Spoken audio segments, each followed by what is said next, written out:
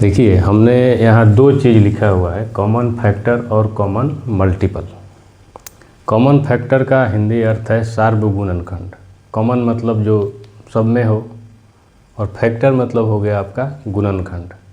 उसी प्रकार common multiple यानी जो सब में हो और मल्टीपल मतलब उसका गुना जो। तो सार्वगुणनखंड यानी कॉमन फैक्टर को हम लोग समझेंगे और मल्टीपल को समझेंगे, कॉमन मल्टीपल्स को समझेंगे, क्योंकि ये जो आपका कंसेप्ट है इसको समझना ज़रूरी है। अगर ये कंसेप्ट आप नहीं समझेंगे तो आप एलसीएम और एचसीएफ के एलसीएम और एचसीएफ के कंसेप्ट को नहीं समझ पाएंगे। तो देखिए मैथ में कंसेप्ट समझना बहुत ज़रूरी है। कंसेप्ट समझ जाएंगे तो जल्दी बना पाएंगे क्वेश्चन को, और कंसेप्ट अगर नहीं समझ पाएंगे तो वहीं रटने वाला कहानी हो जाएगा। इसलिए कंसेप्ट को समझना ज़रूरी है। तो पहले कंसेप्ट समझ लीजिए, उसके बाद इस पे हम एलसीएम और एचसीएफ दोनों को देखेंगे। तो आइए, सबसे पहले कॉमन फैक्टर क्या है। तो कोई संख्या हम लोग जैसे लेते हैं 4, 10 और 18, ये हम लोगों ने 3 संख्या लिया। 3 संख्या में इसका फैक्टर, जैसे आप लोग हम फैक्टर पढ़ाए थे, तो उसमें फैक्टर क्या होता है, उसका गुणनखंड होता है। संख्या को तोड़िए और कौन सी संख्या इस संख्या को विभाजित कर रही है वही उसका फैक्टर है। तो 4 का फैक्टर क्या है, 4 का फैक्टर है 1। 1 से ये संख्या विभाजित हो रही है। 1 सभी संख्याओं का फैक्टर होता है और वो संख्या स्वयं अपना फैक्टर होती है। तो 1, 2 और 4। 4 का फैक्टर क्या है, 1, 2 और 4। 4 का फैक्टर 1 से विभाजित हो रहा है, 2 से विभाजित हो रहा है और 4 से विभाजित हो रहा है। तो इसलिए 4 का फैक्टर क्या हो गया, फैक्टर समझ में आ गया। उसी प्रकार 10 का क्या होगा, 1 तो सब में है, 1 थोड़ा बड़ा लिखिए इसको, 1, 2, 5 और 10। तो ये क्या हो गया, आपका फैक्टर हो गया। 10 का फैक्टर क्या है, 1, 2, 5 और 10, क्योंकि ये फैक्टर जो है इसके गुणनखंड है। इन सभी संख्याओं से ये संख्या विभाजित हो रही है, इसी को हम लोग गुणनखंड कहते हैं, फैक्टर कहते हैं। 18 का क्या हो जाएगा, 1, 2, 3, 6 और 9, 18। तो 18 का गुणनखंड क्या हो गया, फैक्टर क्या हो गया, 1, 2, 3, 6, 9 और 18। तो ये इसका क्या हो गया, ये तीनों संख्याओं का ये आपका गुणनखंड हो गया, फैक्टर हो गया।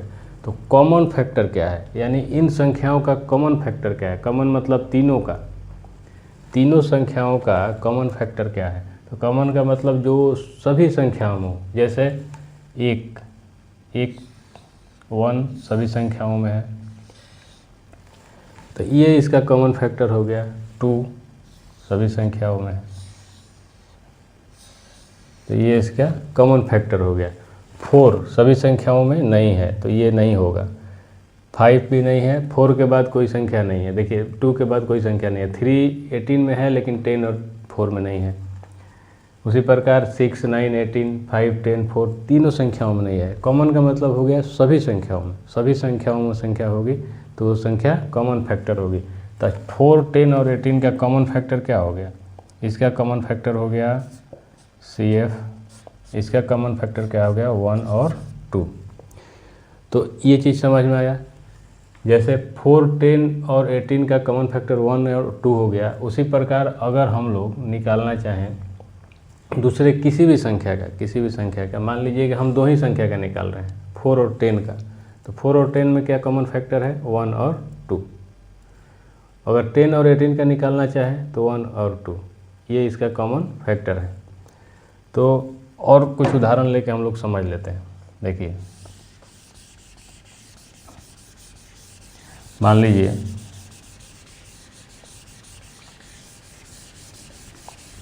कोई भी संख्या, दो संख्या ले लीजिए पहले, उसके बाद 3 संख्या हम लोग लेते हैं।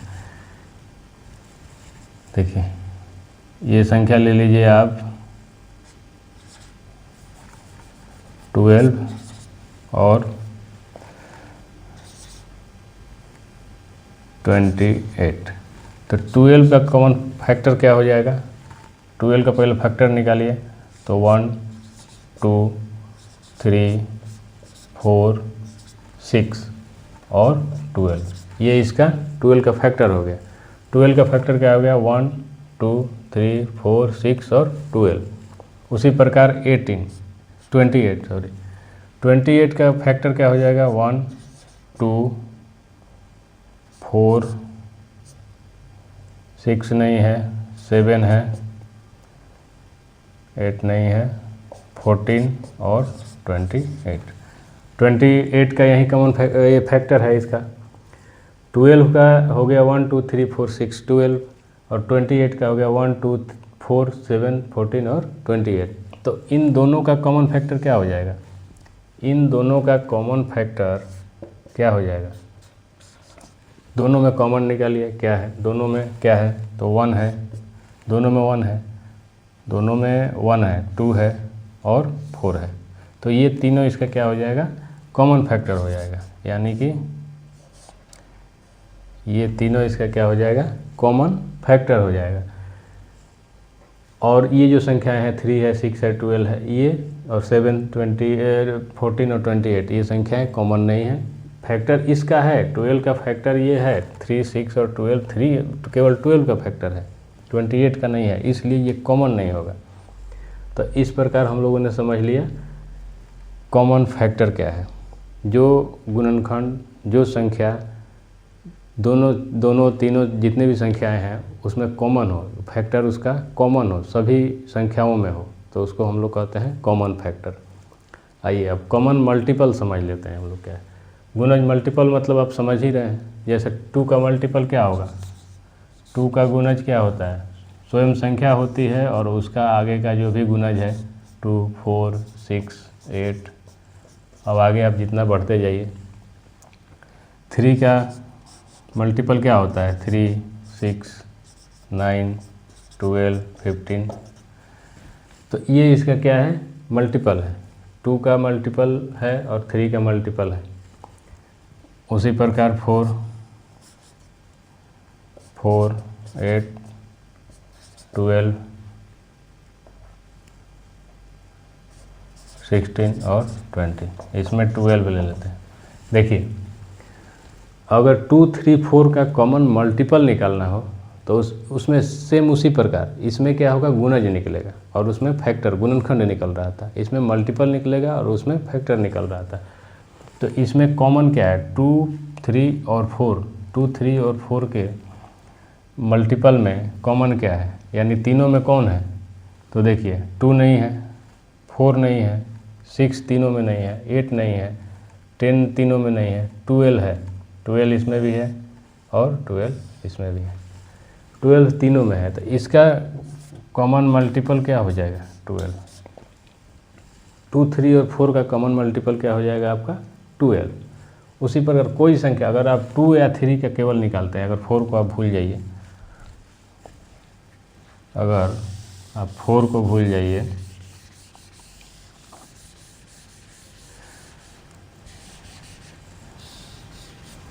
तो 2 और 3 में कॉमन मल्टीपल क्या है? 2 और 3 में कॉमन मल्टीपल देखिए 6 है, 12 है, 8 10 नहीं है और ये सब नहीं है। तो इसका 2 और 3 का कॉमन मल्टीपल क्या होगा? दोनों में क्या है? 6 है और 12 है। ठीक है, तो इसका कॉमन मल्टीपल अगर हम निकालते हैं तो, और आगे अगर जैसे जैसे आगे मल्टीपल में जितना ही आप उसका गुणज निकालेंगे उसमें संख्या उसका बढ़ता जाएगा। उसी प्रकार देखिए कोई एक संख्या ले लीजिए,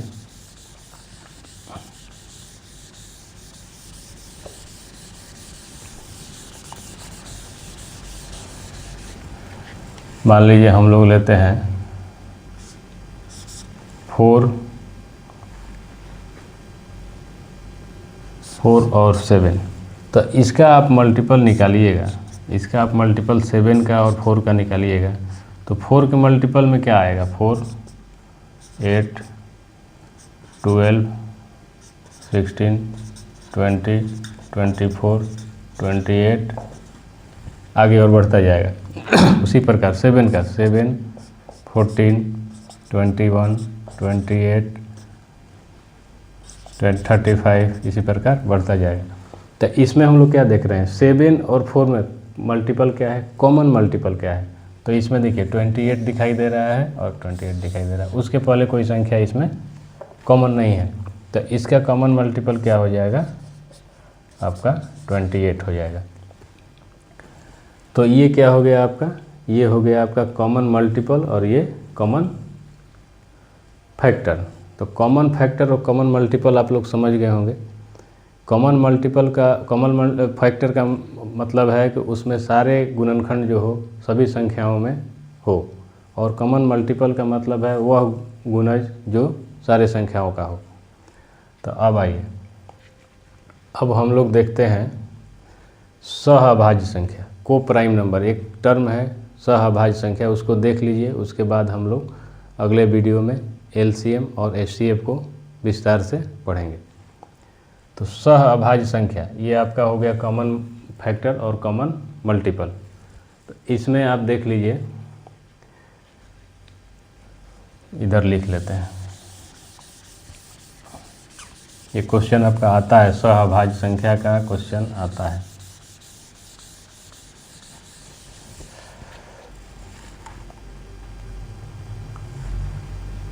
इसको को प्राइम नंबर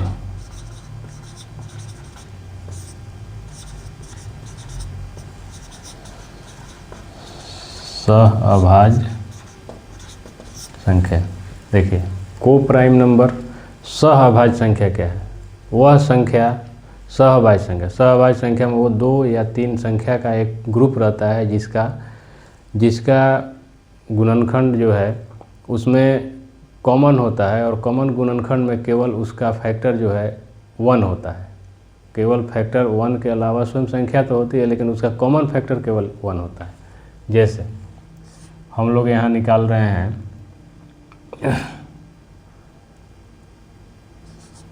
5 और 9 का, तो इसका ये एक संख्या का ग्रुप हो गया, 2 संख्या का एक ग्रुप हो गया। तो इसमें क्या है कि इसका 5 का फैक्टर निकालिए, 5 का फैक्टर क्या है 1, 5 का फैक्टर 1 और 5, और 9 का फैक्टर क्या है 1, 3 और 9। तो इसमें कॉमन क्या दिख रहा है आपको, कॉमन फैक्टर इसमें निकालना है, कॉमन फैक्टर। तो कॉमन फैक्टर इसमें क्या दिख रहा है 1, इसमें 1। 5 और 9 के फैक्टर में कॉमन फैक्टर क्या है 1। तो इसका कोई भी संख्या है उसके समूह का अगर फैक्टर केवल 1 हो, केवल और केवल कॉमन फैक्टर क्या हो 1 हो, तो वो संख्या क्या हो जाएगी, सहअभाज्य हो जाएगी, को प्राइम नंबर हो जाएगी। जैसे एक और उदाहरण लीजिए, एक और उदाहरण लीजिए आप,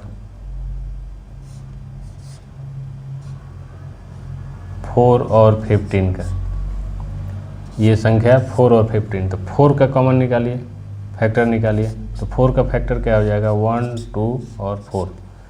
उसी प्रकार 15 का फैक्टर निकालिए, तो 1, 3, 5 और 15। तो 4, 1, 2, 4 इसका फैक्टर हो गया, और 15, 1, 3, 5, 15 इसका फैक्टर हो गया। तो इसमें कॉमन क्या है, कॉमन सिर्फ दिख रहा है 1,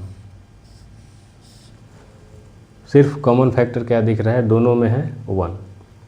तब 4 और 15 का कॉमन फैक्टर क्या हो जाएगा 1, इसलिए ये संख्या सहअभाज्य है, को प्राइम नंबर है।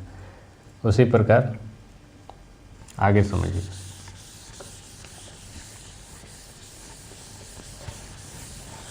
सह प्राइम नंबर, को प्राइम नंबर सहअभाज्य संख्या उस संख्या के ग्रुप को कहते हैं जिसका कॉमन फैक्टर क्या हो 1 हो। जैसे हम लोगों ने 6 का देखिए, और 6 और 21 लीजिए, देखिए तो 6 का फैक्टर निकालिए, 1, 2, 3 और 6।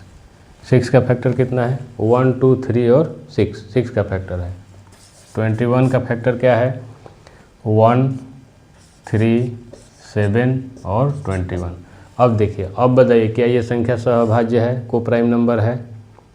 कोप्राइम नंबर का उसका डेफिनेशन है कोप्राइम नंबर का जिसमें केवल और केवल उसका गुणनखंड जो हो कॉमन हो 1। कॉमन फैक्टर क्या हो, गुणनखंड कॉमन हो, यानी दोनों में हो केवल 1 होना चाहिए। लेकिन इसमें क्या है, 3 भी है, दोनों में 3 भी है, तो इसलिए ये संख्या कोप्राइम नंबर नहीं है, सहअभाज्य संख्या नहीं है। 6 और 21 नहीं है। अगर इसी संख्या को हम लोग ले लेते हैं, एक दूसरा संख्या इधर लीजिए, दूसरा संख्या आप लीजिए 6 और 11। तो 6 और 11 इसको देखना है। 6 और 11, 6 का फैक्टर निकालिए 1 2 3 और 6। 11 का फैक्टर निकालिए 1 और 11। तो इसमें क्या है, 6 और 11 में केवल कॉमन फैक्टर क्या है, केवल 1 है। अगर किसी दोनों संख्याओं का या संख्याओं के समूह का अगर फैक्टर 1 हो, केवल 1 फैक्टर 1 हो, तो वो संख्या क्या हो जाएगी, वो संख्या क्या हो जाएगी, सहअभाज्य हो जाएगी। दूसरा, कॉमन फैक्टर कोप्राइम नंबर में एक चीज़ और याद रखिए, कोई भी लगातार दो संख्या, कोई भी लगातार बड़ी हो छोटी हो, जैसे लगातार दो संख्या का मतलब हो गया जैसे 1 और 2। तो 1 और 2 क्या है संख्या, कोई भी दो लगातार संख्या है। कोई भी लगातार संख्याओं का कॉमन वो संख्या सहअभाज्य होती है, कोप्राइम नंबर होती है। कोई भी लगातार संख्या हो, जैसे 3 और 4, इसका कॉमन फैक्टर जब भी निकालिएगा तो 1 आएगा। 4 और 5, जैसे 99 और 100,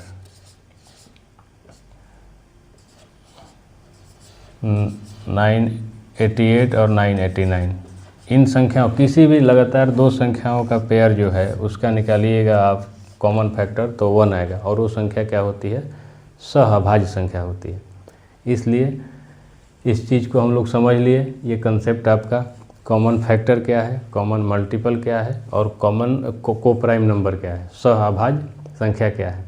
आने वाले वीडियो में कल हम लोग पढ़ेंगे HCF और LCM, काफ़ी विस्तार से पढ़ेंगे, बहुत उसको अच्छे से पढ़ेंगे। जब तक ये आप नहीं समझेंगे तब तक वो समझ में नहीं आएगा। इसलिए कल हम लोग पढ़ेंगे HCF और LCM। तो आज भर इतना ही, बढ़िया से पढ़िए। Thank you.